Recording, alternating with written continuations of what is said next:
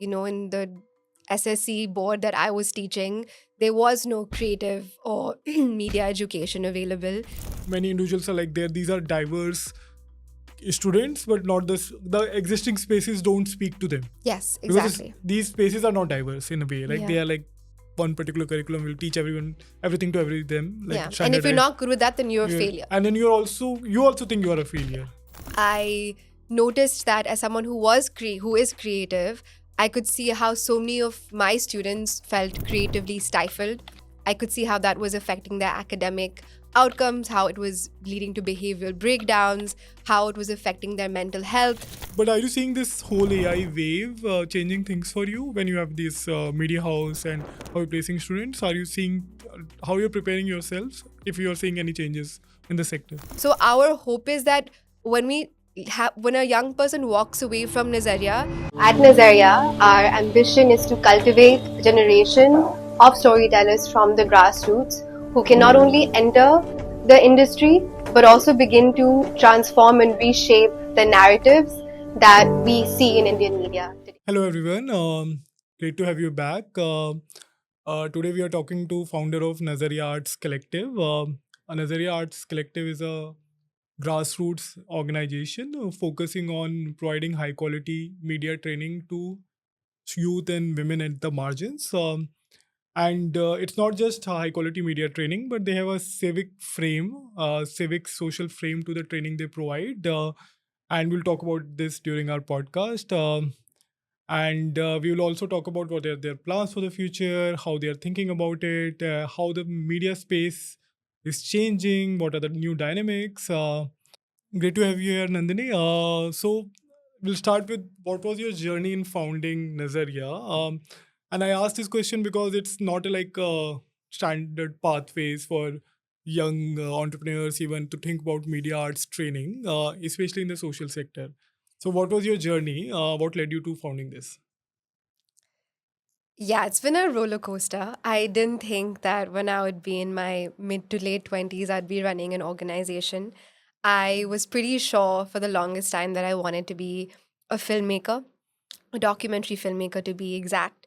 That's what I studied at university. And I really was like excited about building a career in media for myself. What shifted was I happened to do the Teach for India fellowship. It was actually through the fellowship that I came to India for the first time.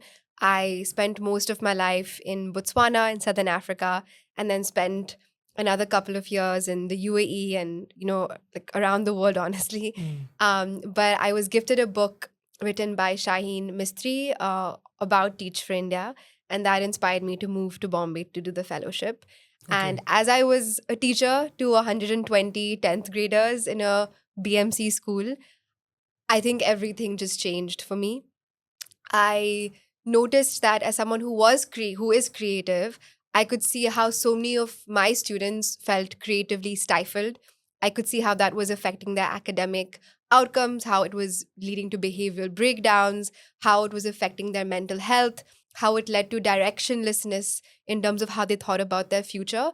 Like so many creative kids who just couldn't find their place in the mainstream public education ka framework, you Right. know? And so I think as a creative, I could identify an absence of creative education in government schools, especially for secondary, grades. And also because I was teaching at the time of the pandemic, it was Okay. in 2021. I was teaching online for a while. And so many of our students at that time were not just for academics, but just by virtue of not having access to physical spaces, were spending a disproportionate of their time on their mobile phones or on their parents' mobile phones, right? Right. We did like a study with our students at the time, and we found that they were spending about 5 to 8 hours every day on their phones. So I saw that at a school level, there was an absence of creative education. Yet I saw an opportunity, and that all these young people were spending a lot of their time on media that was shaping their identities, how they saw their world, unke aspirations. And it felt like, oh, there's both a problem and there's an opportunity. And I'm someone from the creative field. Could we do something with this? Right. And that kind of was the start of Nazaria's journey. Nice. And when you say like they were feeling stifled in the platform, or is it only like they don't have any role models or pathways of future, or it's like they don't have any platform right now to showcase their creative talents to the team, like in the curriculum was not giving them space for their creativity, Yeah. or it's like there's no future they are feeling?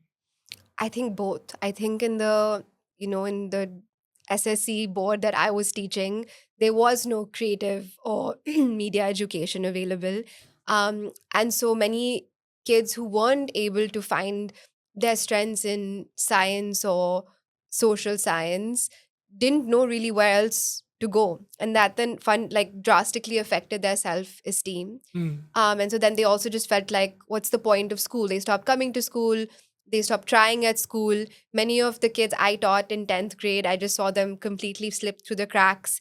I have some of my students today who are not only married, but have children under 18.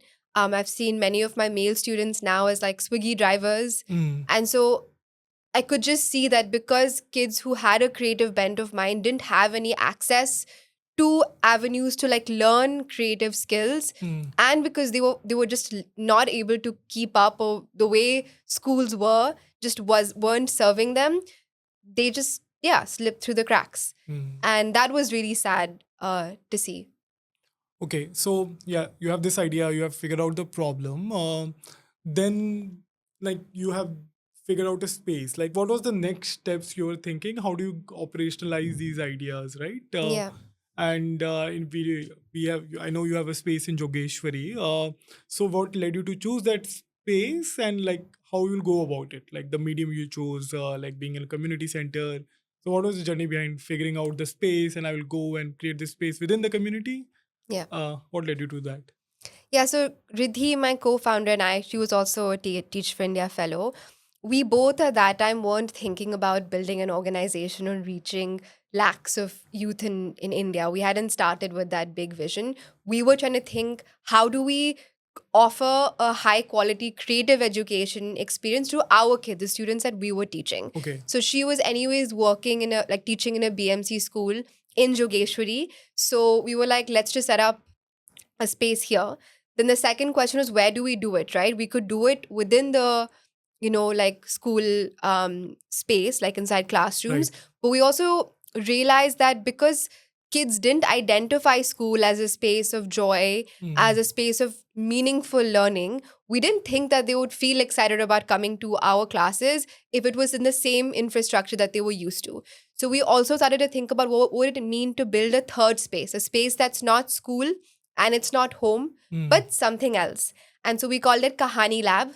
Mm. Kahani to honor the fact that that space was dedicated to storytelling, and Lab because we wanted them to think about creativity and storytelling in the same ways that one thinks about when one is experimenting, Right. right? You are taking risks, you are mixing things together, you are Mm. failing, you are iterating. And so that's how the name Kahani Lab came to be. And yeah, we based it in the community so that it was accessible for kids to just have a 10-minute walk and come to our space. So Mm. that's how we started.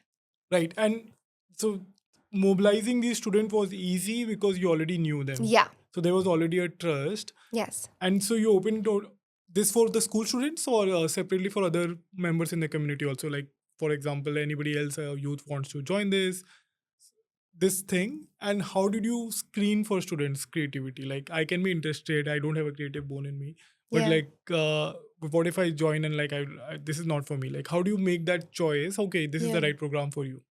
Yeah. So when we started, it was rather easy, as you said, because we first were just catering to our own students. But then as we started growing the organization and we started looking for more young people to join, then we were looking both at students in schools or in junior college, but then we were also looking for kids that weren't in the formal education system, because we recognize that there are many young people who have left the school ecosystem for whom Nazaria could especially matter. It Mm. could give them a purpose again. It could get them employability in ways that were more dignifying and meaningful, given that many of them are probably now, daily wage Mm. earners. So we did a combination of things to find young people. We through partners, not just schools, but actually we reached out to nonprofits, and we still do, across the city, who are working with young adults, and ask them to spread the word, in their ecosystem. We go in and do workshops and boot camps to give kids a spark कि देखो ये बच्चे ने, आपकी उम्र के बच्चे ने ये एक फिल्म बनाई है जो देश भर जा चुकी है, आप भी बना सकते हो, और उनको मतलब कमाने को भी मिला है. So we plant like These seeds of inspiration. that gives them the spark, and then they apply. And we have a application process. We started off being very open access, like whoever wants to come. If you just are interested, if we have the space, we'll take you in. But I think over time, we've developed a more nuanced criteria that holds both rigor and inclusion in tandem. In Okay. that, we look for creative inclination, right? And how do you test for inclination is a difficult thing, because you're not looking for skill. Most of these young people have never held a camera before, learned to write a script. So on what grounds do you even test their creativity? But we give them scenarios. We say that if you had to make a film on this topic, what would the film be? Like, just make a video and tell us कि आप Okay. किस चीज पे film बनाना चाहते हो, or what's a film you've watched that's really touched you. Or we get them to work together in groups and see how they work in teams. So through that, we're able to kind of assess creative inclination. Right. That's the first. The second is motivation. We really try to understand like their story, because we're not just training them for the sake of giving them a platform to express themselves. That's one of our objectives. But ultimately, our objective is to have them be at a point where they can enter the creative industry. So do they actually desire a career in the creative field or the media field? And for a vast majority of youth in India, they do, because of how salient Bollywood and now even, like Insta Reels and all have made young people. Before they wanted to be movie stars, now they want to be content creators or influencers. And of course, we know that those are not the only, and almost, they're probably not the most attainable, careers, but there's so many more careers in there. But if we're able to identify कि हाँ, इसको इस industry में जाना है, and they're willing to put in the work, which means working over weekends, coming after school and showing up, we assess for commitment and motivation. And finally, we also look at need. We ask them about उनकी The घर की inclusion part. स्थिति, हाँ, घर की क्या अभी मतलब क्या हालात है घर पे, who are the earning members. We look for kids, as I mentioned, who aren't necessarily in the formal education system. So kids who might be dropouts. We've specifically tried to get young women to come in. We look at all of these things, even like caste, religion, everything, to try to ensure that our cohort is as representative as possible. Right. And just to probe on this, like when you say you're probing for assessing for the commitment part and the motivation part, is through a series of questions or the effort they put in the application? Like how do you because I'm thinking it's very hard to assess for motivation and commitment, right? You Yeah. only know when you have worked with Yeah. someone for some time. Agreed. So that's where I think we really leverage partnerships. We recognize that when you try to reach a kid individually, like then that entire relationship is dependent on Nazaria and that individual kid, which is important because there are many kids in the city who, even though we have hundreds of nonprofits, those nonprofits haven't reached them. So we recognize that it's important to have some of those kids come in, but we recognize the risk of that as well. That if that kid doesn't show up, then there's no one to hold accountable. So mostly we try to partner with nonprofits who are working with the populations that we seek to serve. So there's a reference element to it. Like There's a reference, and there's an accountability element to it as well, where then we realize that that kid has a relationship with that nonprofit coordinator or teacher. And then if we aren't able to reach the young person, sometimes we leverage those connections to hold them accountable or to support them in ways that maybe they're not comfortable yet to tell us.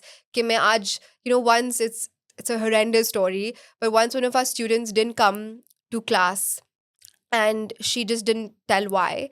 And then the next class, when she came, the facilitator asked कि आप क्यों नहीं आए? And she's like, क्योंकि मेरे पापा ने मेरी मम्मी को stab किया. She said in the most casual, banal way, but that is the reality of the kids we are working with. So you can't take for granted कि एक बच्चा नहीं आ रहा, तो It's lack of commitment. it's not that. It's because they have a myriad of complexities in their life that they're grappling with. So we recognize that having a non-profit partner or a school partner ensures that we really are, if we bring a kid in, they are getting the support they need holistically. Right. So it like helps you understand the context of the application. Yes. Then we can also ask them about the context of that kid.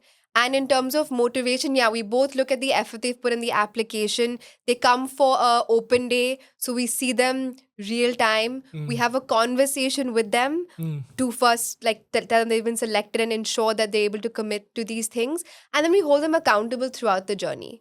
Right. And we also try to remove barriers. We've had a lot of like back and forth around should there be a cost attached that a young person has to pay. Right.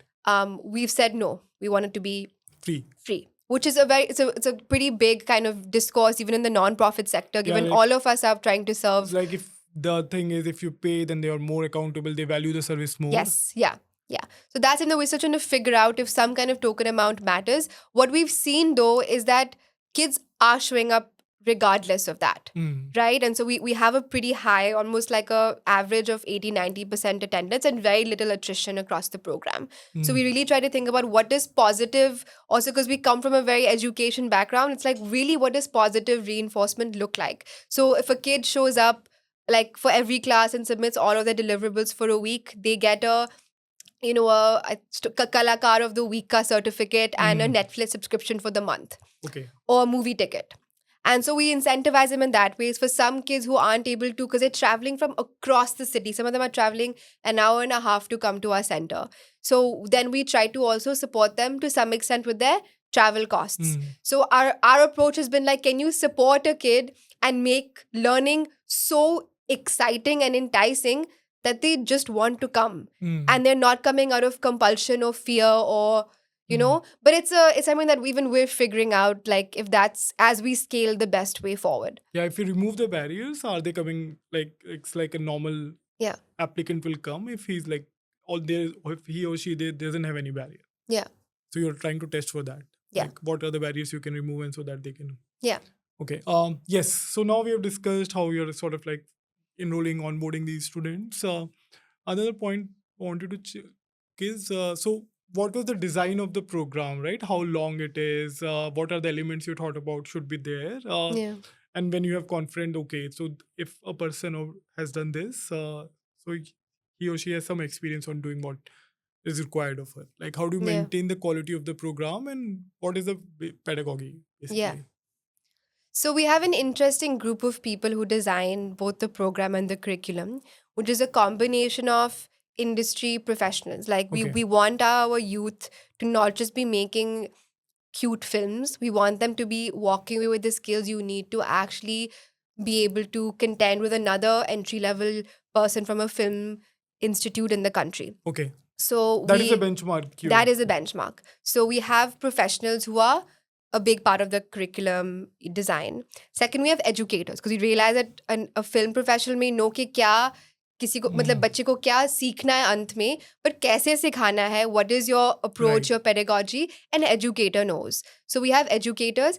And then because we're interested in civic education, we also ensure we have folks with some expertise in that coming in. So for example, futures thinking is a big skill that we have in our program. We get young people to think about आगे जाके क्या हो सकता है इन मुद्दों को लेके, and that is our approach to civic education. So then we get a futures educator to come in to inform the curriculum further. So it's extremely interdisciplinary that a young person is learning one funda of storytelling while engaging in conversations about gender.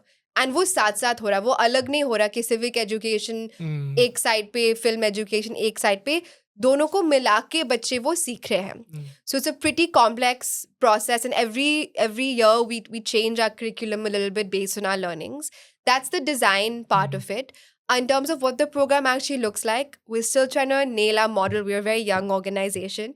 But as of now, we see it as an 18-month engagement for a young person where they come in to do a summer film school with us, in which through the process of learning a film, they get exposed to many different aspects of storytelling and build media literacy, digital literacy, technical proficiency. And then we get them on a workplace training track, followed by a internship. Okay. That's the first 9 months of their journey with us. The second half is an apprenticeship. Okay, with the So organization. with an organization, or we bring work into our organization that they then have to work on, like an industry project. So that could mean they're working on a film set for 6 months with a big director, or that could mean कि हमको एक संस्था के लिए एक बड़ी सी brand film बनानी है, Okay. तो वो हमारे साथ बना रहे हैं, लेकिन वो कमा भी रहे हैं और सीख रहे So हैं. this internship will be apprenticeship will be a paid project. It's a paid project. Mm. So actually, like they are by month 9, they are earning while learning. Okay. And then ultimately, our hope is to both do direct placements and or get them into higher education for those who want to actually go to like do a media BMM or like a film institute. Some of our students are now applying to the university I went to, which is NYU, to study Right. film. So that's kind of what the 18-month journey looks like for a young person. Okay. And within this, so there are three kind of teachers, right? The educationist, which takes the learning design experience part. Then there are the domain experts, and the third is like social justice folks who know the domain from that angle. Like there is a technical domain and there is a topic you're thinking about or writing about the social Right. justice. On the and when I was reading about Nazaria, one of the things which came up is the social justice framework, how you think about social justice as a key part of this journey. And I was thinking why they are not thinking about sports, for example, or they can think about entrepreneurship, for example. But you have Yeah. chosen a framework for your training, right? Social justice. And Ji. what led you to that? And how does it help you or maybe constrain you? Yeah, can you Yeah. tell Yeah, me I more? think it's the heart of our work, and it definitely comes with constraints. I think ultimately Nazaria's goal is not just skilling. Right. We are not just doing vocational skilling, not because that's not important in and of itself, but because we believe that with certain skilling or with certain industries, different kind of responsibilities arise. Right? We live in a time and age where media is dictating public discourse. Hmm. It's affecting our ideologies. It is affecting our aspirations. It can build love, it can build hate, it can build bridges, it can burn bridges. So, media is one of the most powerful sources of information and one of the most influential like mediums of our time, right? Right. So if you're giving a young person the skills to be able to create content and put it out into the world, that comes with certain responsibilities. Right. We've seen enough instances where media is used either to create noise or Right. or it's also used for negative purposes to polarize. So our hope is that when a young person walks away from Nazaria, they aren't just a storyteller that have the tech has a technical skills needed to do well, but they also have a mindset in Hmm. which they are using their stories for social good. Right. And for us, those two are non-negotiable. If a young person walks away from Nazaria and starts to create films that actually are only, let's say, promoting more gender bias Hmm. or communal tension, then for us that then we haven't done our work. Right. So our hope is that we do both of these things. They really walk away as socially conscious, Hmm. responsible citizens Citizens. So they are and also storytellers. graduating as citizens in They a are, way. yes, they are absolutely graduating as citizens. And a lot of our work is around digital citizenship as well. And how does it like? Can you share examples of how this part of the component has led you to have like this has changed in the community, this has changed that individual Yeah. because they focus on social justice part or they focus on a particular social problem. So what has been your experience with this projects? Now you have been running it for 3 years. 3 years. So Over like, 3 have you years. seen any change this part of the program has led to? Yeah. I think this is the part of the program that has made the world of a difference for all of our youth. The first is that our social justice framework is designed in 4 buckets: Pehchan, identity, Awaz, voice, Nazaria, perspective, and Badlav, change. So that is kind of how we think about social justice as well. That when we're getting someone to be an informed citizen or to be socially conscious, the first is that are they able to recognize who they are, where they come from, and take pride in that? Mm. Second, are they able to use their voice, their avaz, to speak up about things that matter, but also know when they should not be speaking up and allowing someone else to claim the mic? Right. Right? Perspective is, are they able to look at representations that are inaccurate or that are derogatory of communities and offer a different way of seeing the same problem or the same community? And finally, are they thinking about how their work can create real change, both for themselves, their families, which could be as simple as economic mobility, but also if they can go one step further to be like, actually, can this film do something more for my basti or for my village? Okay. What that looks like in terms of, like, examples. Um, One of our students, Ikra, she made a film recently called Hijabi Hacker. Okay. And that film has gotten into basically all of the premier film festivals of the country. Like, as a film student, these were like my goal film festivals that I've Right. never made it into, but her film has. And I think what's really interesting about Hijabi Hackers, it's a really well made film. Like, it's action packed. There's comedy. It's like a good film to watch. It's entertaining. Right. But what really makes it stand out is what it's actually about. So Ikra took a issue in her community, which is many of her family members were victims to this, where, you know, redevelopers came in and said कि हम आपके building को मतलब develop करेंगे. They were displaced and then redevelopment नहीं हो पाया. उनका सारा पैसा डूब Yeah. गया. Right. And this is like low income folks in a very marginalized community. Yeah, this is a reality that so far hasn't made it to media. There's been no public accountability. And so she took this topic and she basically wrote a story where the protagonist is a Muslim girl in a hijab who's a coder, and she's almost like a Robin Hood. So she basically is able to get money back for her community through her coding. Right. What she's done there is several things. One is, of course, she's brought to light this issue in her community, but she's also created a heroine of a character that sometimes is seen as a victim. For her, she's always like, I haven't seen representations of Muslim girls that inspire me to do bold things or maybe go pursue coding. Whenever you think of a hacker, you think about a boy in a black hoodie. Right. I wanted to show a girl like actually creating change for her community.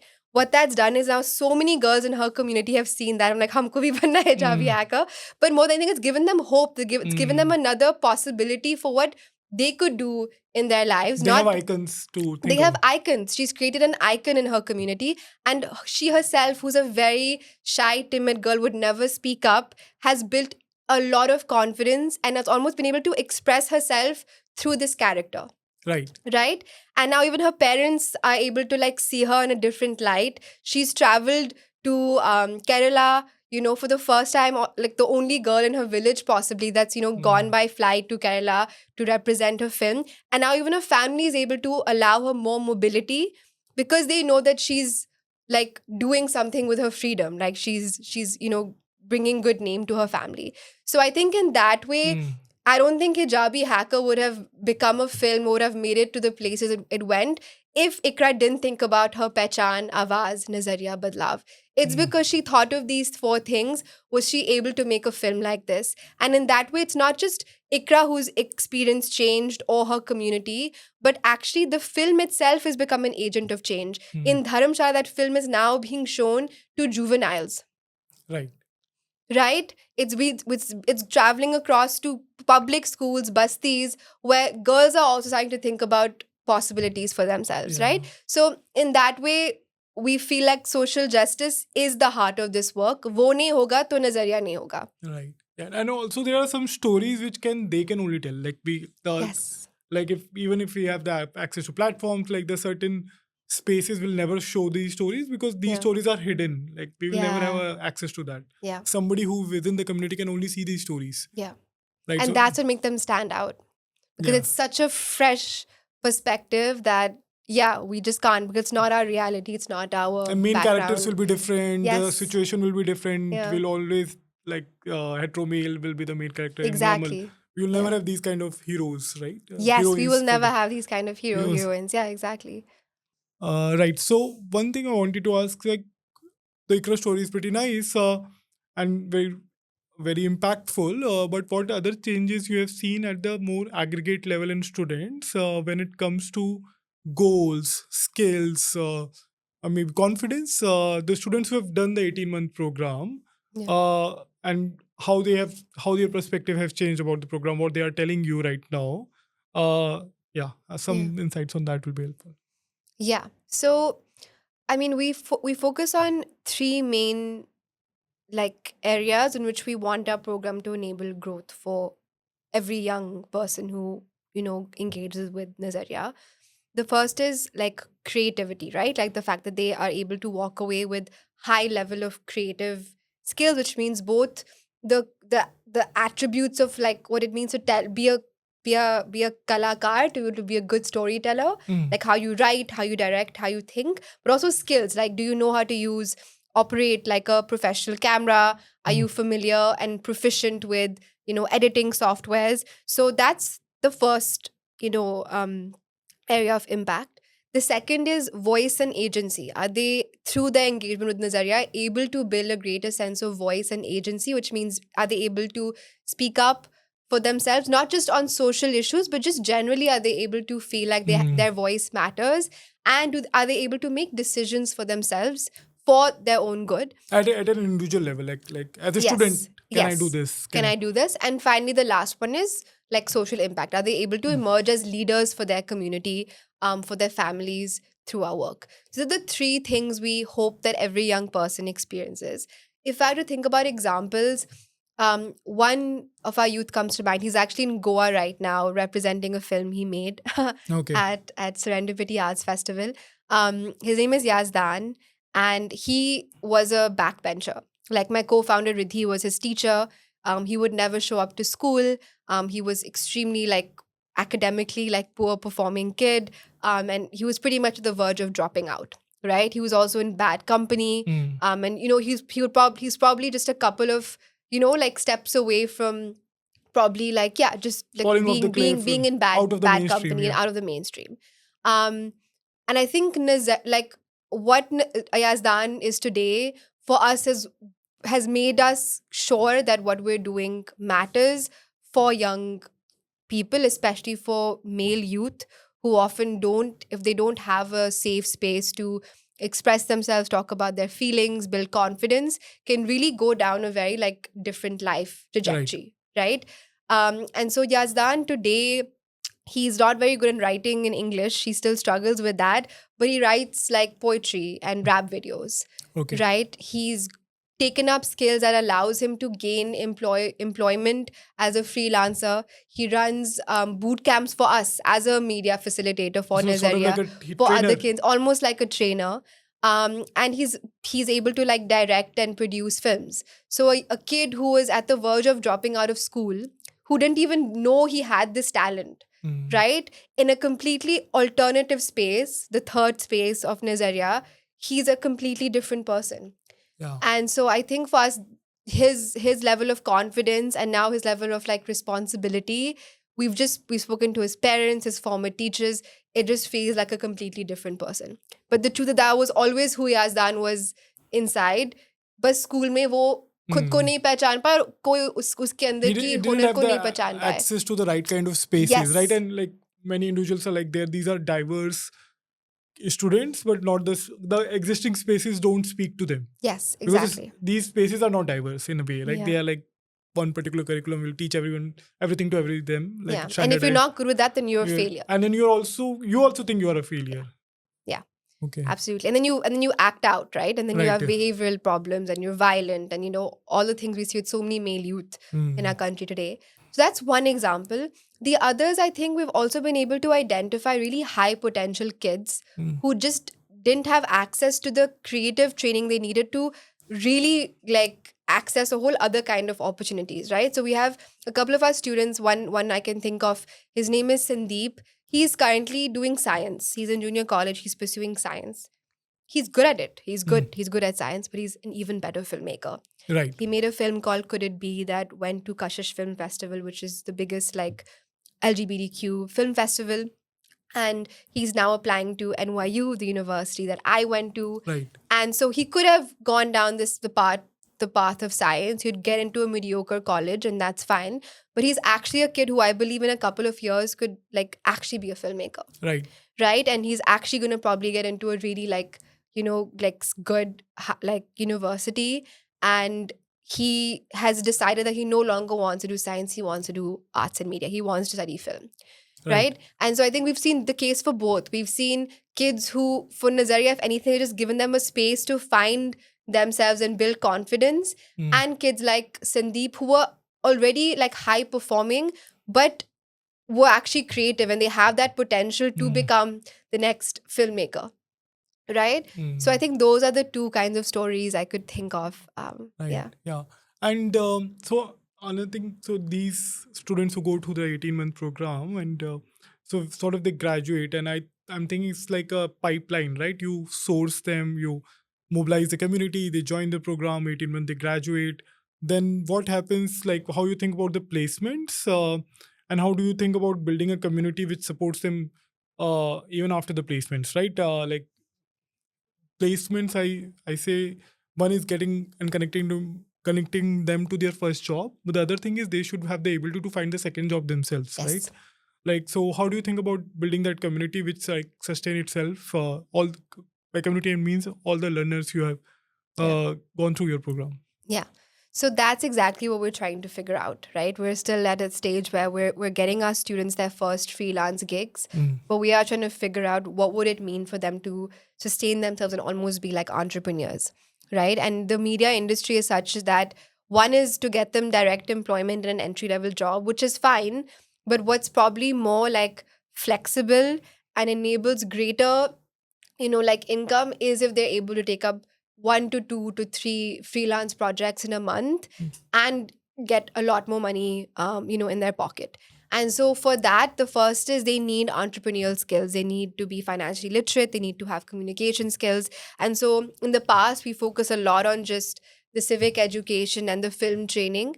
But over time, we've developed a workplace readiness program because we realize like that is something that they will need to What program? a workplace readiness program. So they really have the skills to advocate for themselves at the workplace. Recently one of our students, like she didn't feel like she was being paid fairly given how long her commute was.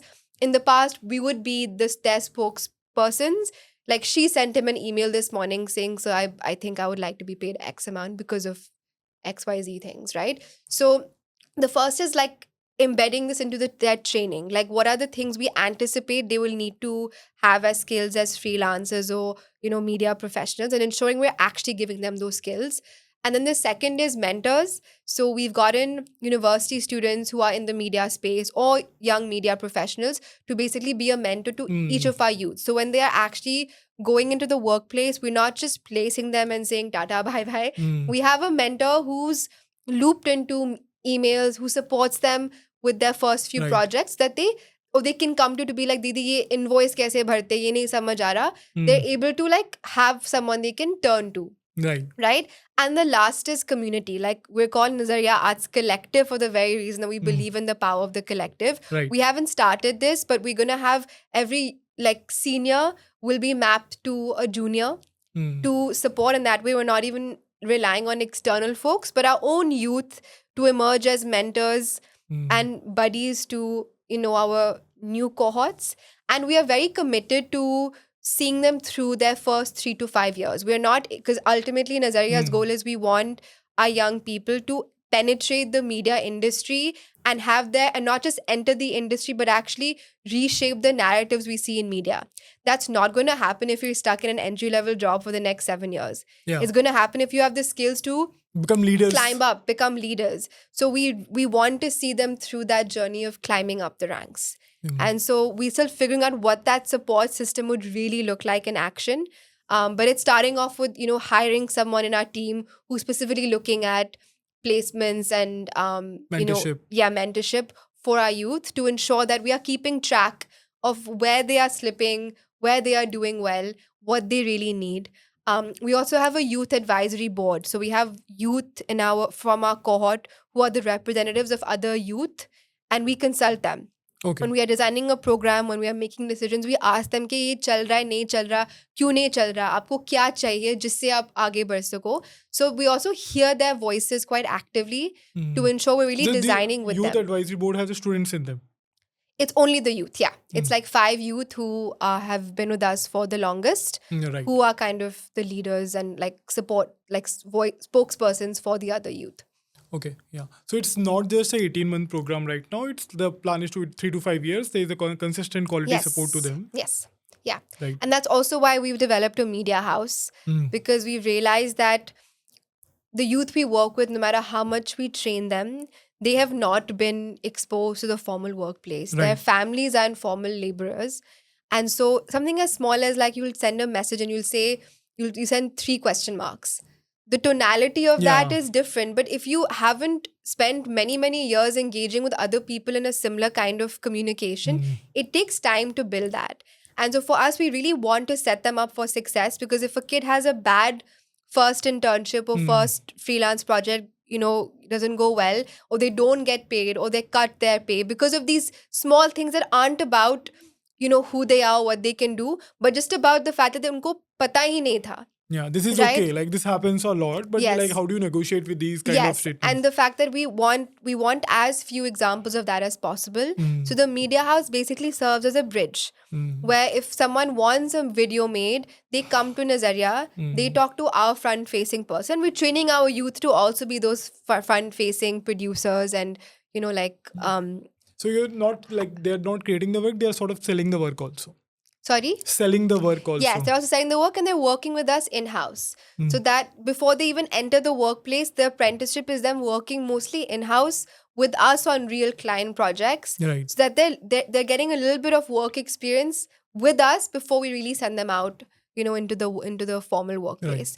So we're trying as much as possible to support them through all of it, because we realize that like our confidence is fragile, and that's also what resilience is, right? Like एक बारी धक्का खाया, लेकिन Yeah. फिर से आप उठ पाओगे.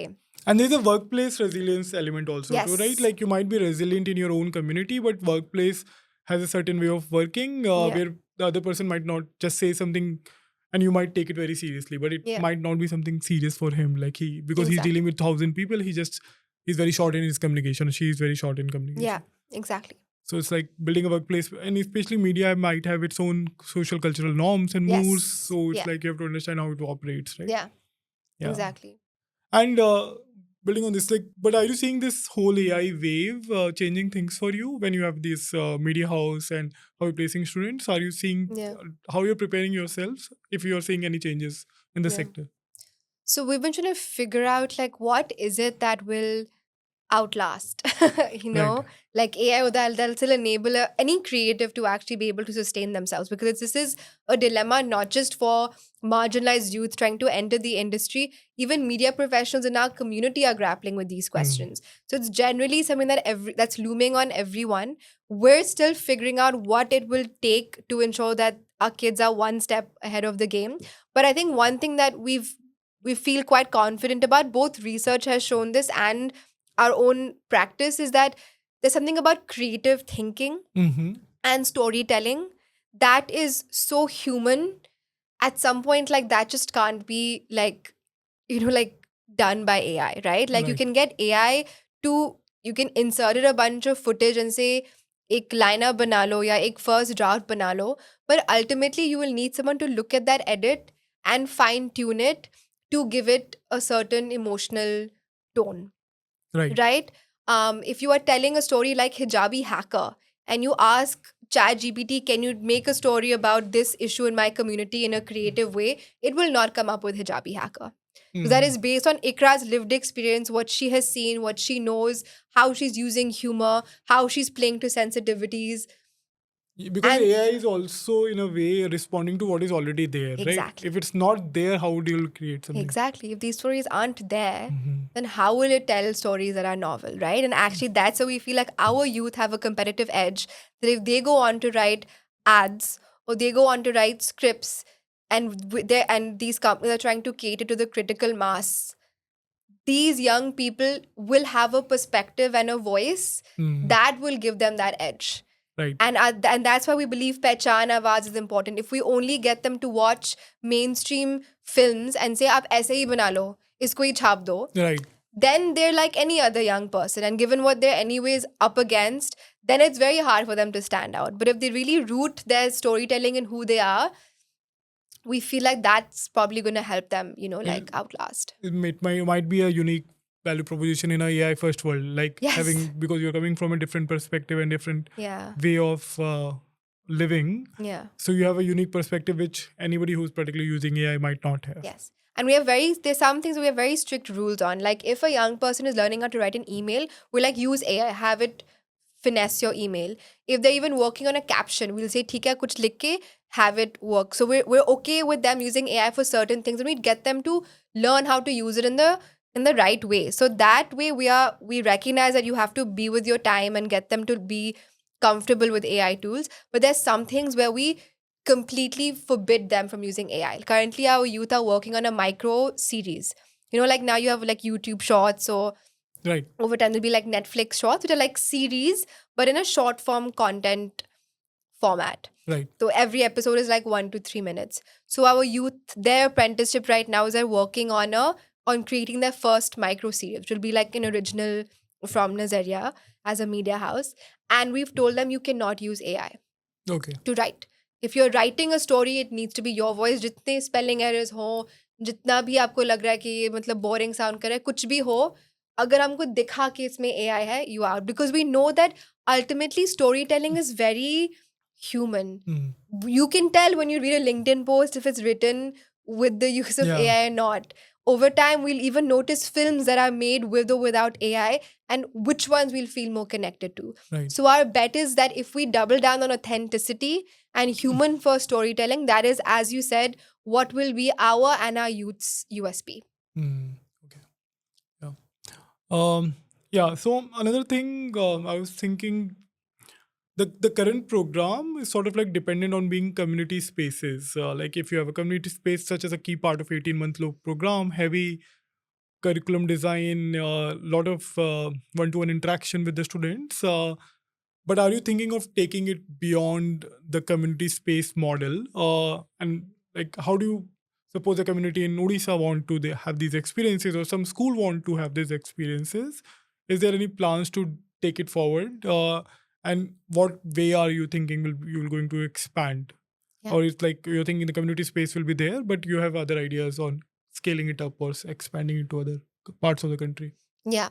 So the first is that our space is not just for the youth of Jogeshwari, which is where we are based.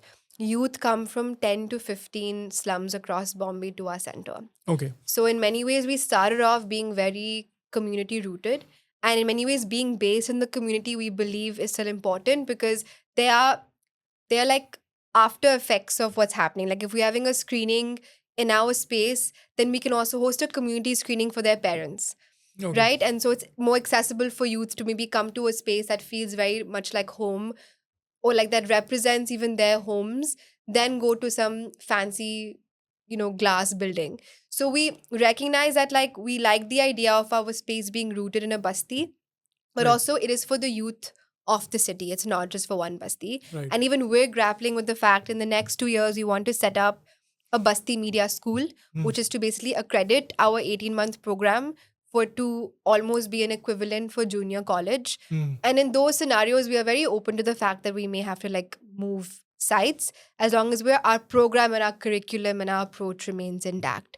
Right. That's the first thing that I think over time we realize that our work is about community, but it's also mostly about enabling the best youth of the city who have a creative talent to find their place, right? So that's the first.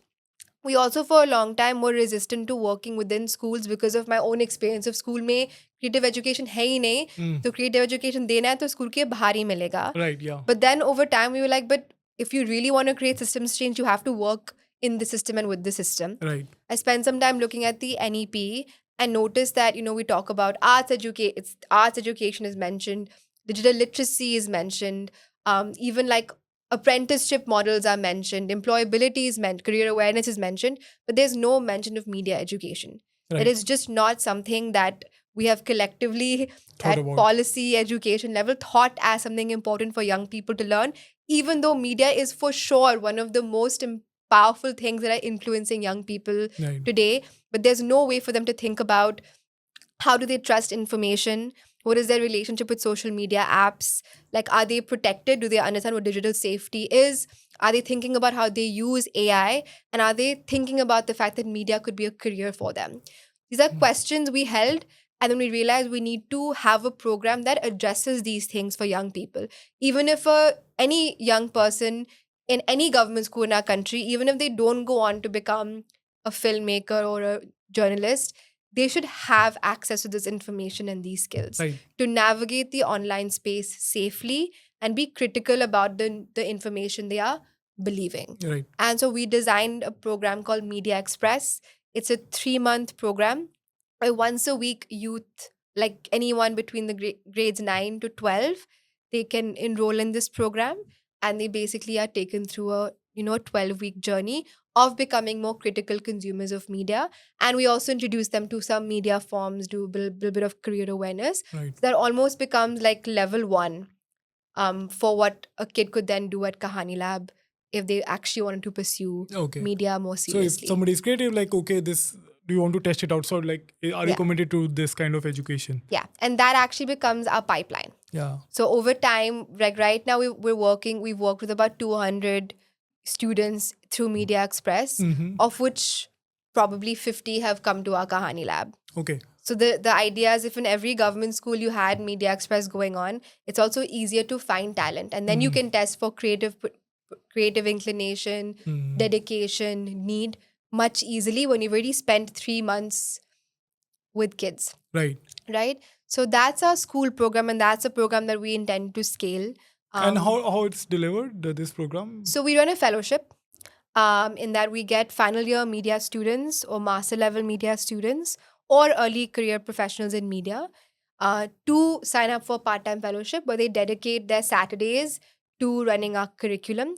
We have school partnerships. Okay, so they go to the school and actually Directly go to the school so and the teach. place is the same place, but Yeah. the fellow In their will- classroom, they are learning about media. Right. And we've also developed a chatbot called Media Mitra that is almost a learning companion. So as they are in person meeting once a week, during the week they have a couple of touch points to ensure that their learning is kind of upheld, and they're given some exciting like activities, assignments to do on that Right. to ensure that we're able to make it a richer curriculum.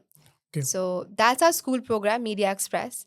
And then finally, in terms of scaling beyond Mumbai, is we recognize that if we're talking about media democracy and representation, we need to go to the most remote and underserved parts of the country, जहाँ पे ना तो ज़्यादा media आ रहा है और वहाँ से ज़्यादा मीडिया create भी नहीं हो निकल रहा। के ही ना Right. निकल के भी नहीं आ रहा.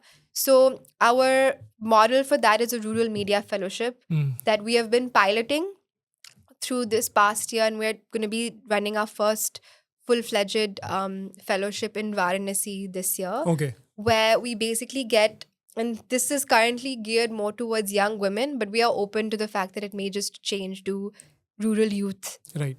at large.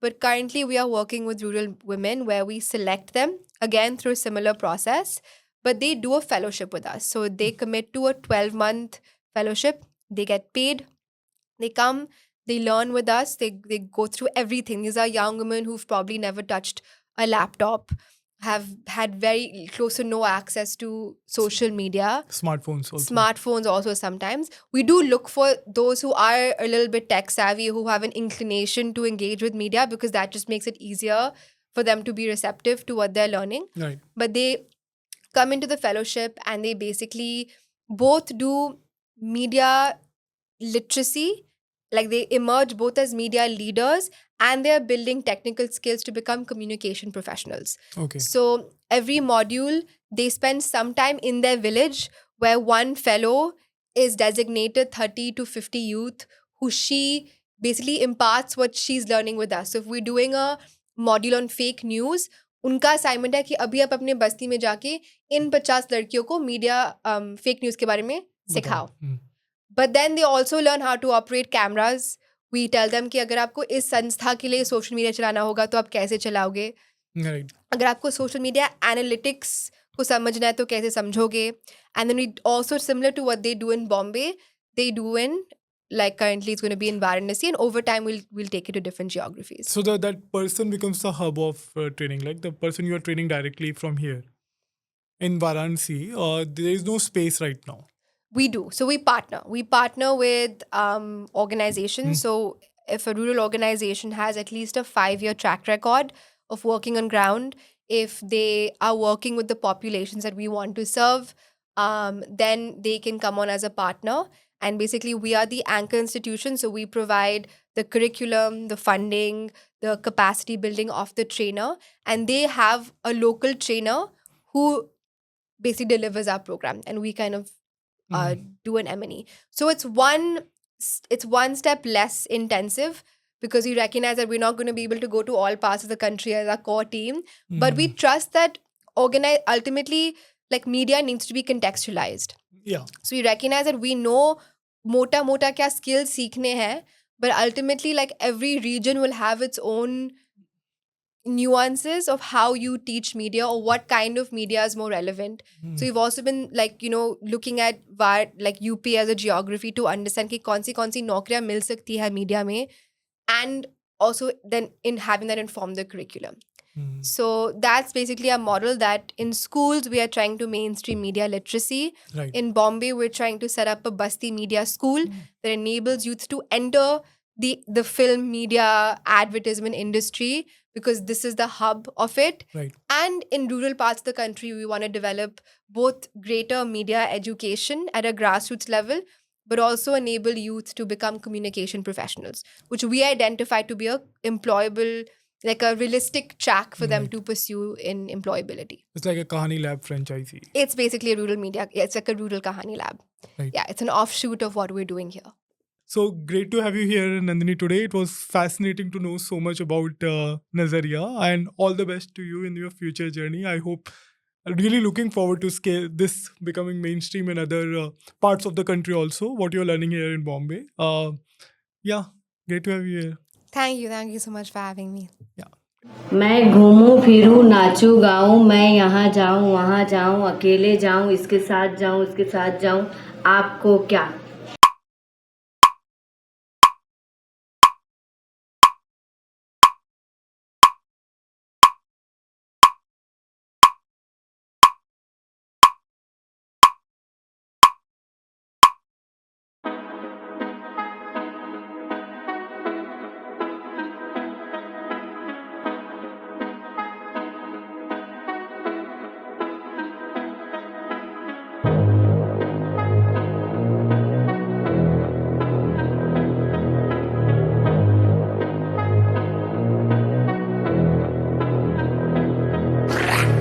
आज़ादी मेरे लिए हिम्मत है।